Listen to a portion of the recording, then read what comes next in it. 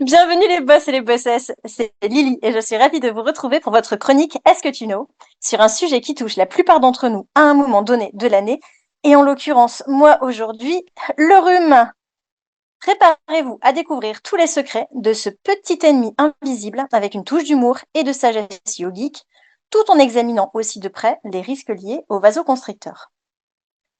Le rhume, c'est un peu comme une bonne drage d'automne, comme on dit dans les Hauts-de-France. Il arrive sans crier gare, mais surtout s'arrête quand il en a envie. Mais alors le rhume, c'est quoi exactement? C'est une infection virale qui s'attaque à notre nez et à notre gorge, et le coupable, c'est un groupe de virus appelé les rhinovirus. Il se propage principalement par contact avec des gouttelettes de salive d'une personne infectée, généralement par une poignée de main ou en touchant des surfaces contaminées. Alors, premier quiz time. En moyenne, combien de rhumes attrape un adulte chaque année en France? Je vais commencer par Maxime. Chaque année en France, un adulte, moi je dirais que je suis à peu près à 16 par an, mais un adulte classique, je dirais 5. D'accord, Mélissa? Alors moi, j'aurais pas du tout pensé ça, honnêtement. Peut-être deux ou trois. Enfin, j'espère. En tout cas, moi, c'est ma vision des choses, mais c'est vrai que je sais D'accord. pas. Et Fiona? Ben, moi aussi, je vais dire 3, mais je sais pas. Je suis vraiment désolée pour Maxime, mais alors peut-être qu'il trouvera quelques éléments de réponse dans ma chronique, car en moyenne, un adulte attrape 2 à 4 rhumes par an. Voilà, donc ça c'est la moyenne. C'est pourquoi nous ne connaissons tous que trop bien les signes avant-coureurs d'un rhume qui pointe le bout de son nez. Notre nez, justement, il se met à couler, puis nous allons éternuer, avoir la gorge irritée, des quintes de toux, et bien sûr ressentir cette fameuse congestion nasale, la bête noire de quiconque essaie de respirer, ou parler normalement, ou faire une chronique, comme moi aujourd'hui. C'est cette dernière qui peut vous rendre la vie misérable, surtout lorsque nous devons assurer la réunion de l'année au travail ou que nous avions prévu un petit rendez-vous galant. Le rhume peut aussi s'accompagner de fièvre, mais généralement, celle-ci est relativement modérée. Dès qu'un rhume s'installe, la plupart d'entre nous avons le réflexe de nous précipiter chez notre médecin ou à la pharmacie à la recherche de ces médicaments, ou non un peu barbares, les vasoconstricteurs. Ces médicaments, contenant de la pseudoéphédrine, visent à dégager le nez en rétrécissant les vaisseaux sanguins. Nous les connaissons généralement sous les noms d'Actifed-Rhume, Dolirum, Humex-Rhume, Rinadvil-Rhume et bien d'autres. Cependant, il y a un hic. Ils peuvent entraîner des effets secondaires graves, plutôt inattendus. En effet, des données récentes font état d'infarctus du myocarde et d'accidents vasculaires cérébraux chez certains patients après leur utilisation. Le risque est très faible, mais ces événements peuvent se produire même avec une utilisation à faible dose et de courte durée. En réponse à ces informations, l'ANSM, Agence nationale de sécurité du médicament et des produits de santé, a tiré la sonnette d'alarme et a demandé leur réévaluation au niveau européen. Dans l'intervalle, la gravité de ces accidents et la persistance des cas associés au caractère non indispensable des vasoconstricteurs conduisent l'ANSM à déconseiller leur utilisation. Le Collège de la médecine générale, le Conseil national professionnel d'ORL ainsi que l'Ordre national des pharmaciens s'associent d'ailleurs à cette recommandation de ne pas utiliser les formes orales des médicaments vasoconstricteurs pour soulager les symptômes du rhume. Alors, quiz time numéro 2. Quelle est la durée moyenne d'un rhume? Alors, notre pauvre Maxime, qui a apparemment beaucoup de rhume dans l'année. Et ben moi je dirais que pour moi la durée d'un rhume c'est environ presque un mois, mais en vrai je dirais 4 jours, 5 jours. D'accord. Fiona?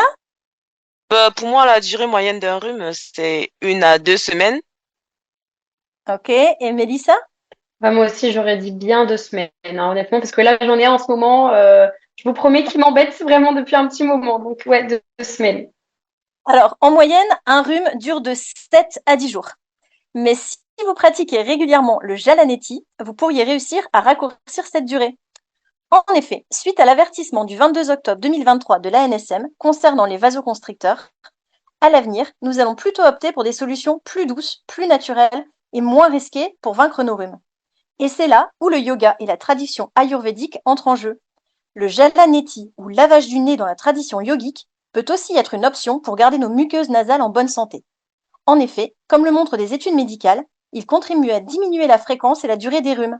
Les pratiquants du yoga se rincent le nez avec de l'eau tiède pour garder le nez ouvert et être aptes à la pratique de pranayama ou exercice de respiration. Dans la tradition, selon le Hatha Yoga Pradipika, le neti ou lavage de nez développerait aussi notre clairvoyance. Ce qui est sûr, c'est que le nez complètement bouché, on est tout de suite beaucoup moins clairvoyant. Mais le lavage du nez n'est pas seulement connu dans la tradition du yoga. Depuis quelques années, il est aussi très en vogue chez les otorhinolaryngologistes qui recommandent à leurs patients de se rincer le nez 1 à 2 fois par jour pour aider le corps à dégager ce qui provoque l'inflammation. Malgré ces bienfaits, certaines personnes craignent de se rincer le nez.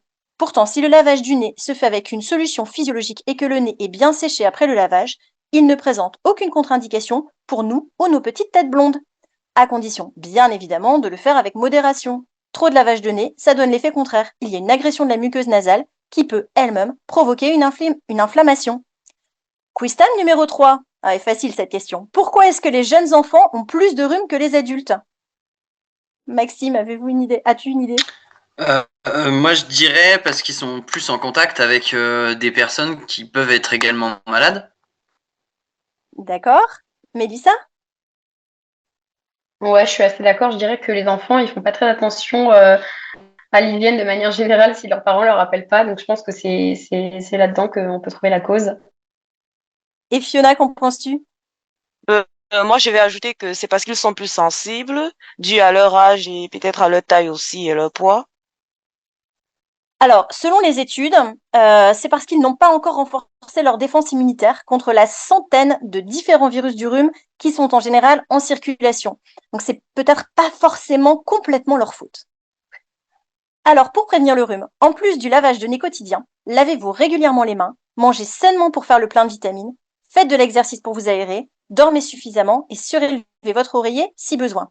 Fuyez aussi la cigarette, les climatiseurs qui déshumidifient l'air et assèchent les muqueuses nasales. Utilisez des mouchoirs à usage unique, toussez et éternuez dans votre coude. Pratiquez aussi la distanciation sociale et le port du masque pendant toute la saison des rhumes. Enfin, n'oubliez pas le pouvoir apaisant du miel. Sa texture douce et ses propriétés antibactériennes peuvent aider à calmer la gorge irritée, offrant ainsi un réconfort naturel dans la lutte contre le rhume. Heureusement, les rhumes sont rarement graves. En plus, la prochaine fois que vous en aurez un, vous saurez comment le gérer. Retrouvez-moi bientôt pour explorer de nouveaux sujets santé et développement personnel dans Est-ce que tu know? Dans l'intervalle, prenez bien soin de vous, ne vous précipitez pas sur les médicaments à la moindre toux et prenez vos rhumes en patience. Un esprit sain dans un corps sain, c'est la recette du succès, c'est la méthode MBC. Bravo Lily, merci pour cette jolie rubrique. Alors Maxime, combien tu lui donnes sur 20? Ah, mais là, c'est un 20 sur 20. Si ça peut me permettre d'être moins longtemps enrhumé, dès la fin de l'émission, je vais me faire un lavage nasal et un peu de miel pour soulager mon rhume. Donc 20 sur 20 direct.